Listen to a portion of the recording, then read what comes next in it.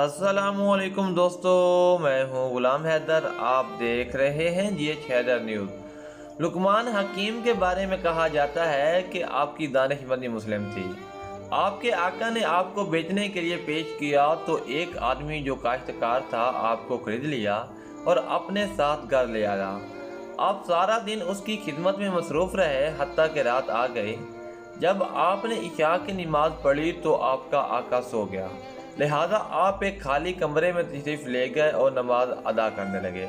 जब रात एक पहर बीत चुकी तो आपने अपने आका से कहा, मेरे आका, जन्नत को आरास्ता कर दिया गया है और जहन्नम को भड़का दिया गया है।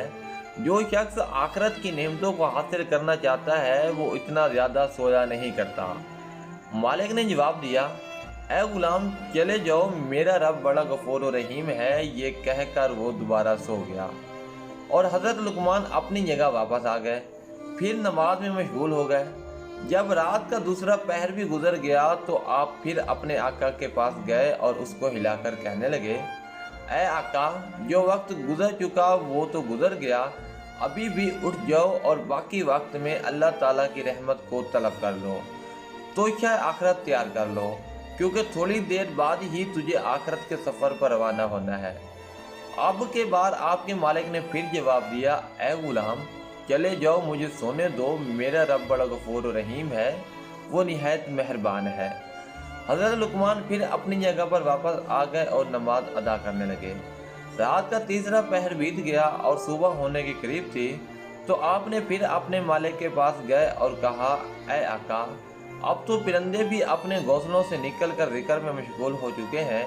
बियाबानों में जंगली दरिंदे भी अपने ठिकानों को छोड़कर अल्लाह ताला की हम्द व सना में मसरूफ़ हो गए हैं। अब आप भी अपने रब की बारगाह में जो मांगना है मांग लीजिए, इसके लिए ये बेहतरीन वक्त है। मालिक ने जवाब दिया, ऐ गुलाम, मुझे कुछ देर और सोने दो, मेरा रब बड़ा गफूर रहीम और मेहरबान है। हज़रत लुकमान फिर अपनी जगह वापस चले गए और सुबह की नमाज अदा करने लगे। नमाज के बाद अपने विरद में मसरूफ़ हो गए। इतने में उनका आका भी बेदार हो गया। इसने आपको 10 सेर जौ दिए और कहा, जाओ, इनको ज़मीन में काश्त करो। हज़रत लुकमान अलैहिस्सलाम ने वो जौ लेकर अपने पड़ोसी के पास गए और जौ उसको दे दिए और इसके बदले में बाजरा ले लिया और ज़मीन में बाजरा काश्त कर दिया।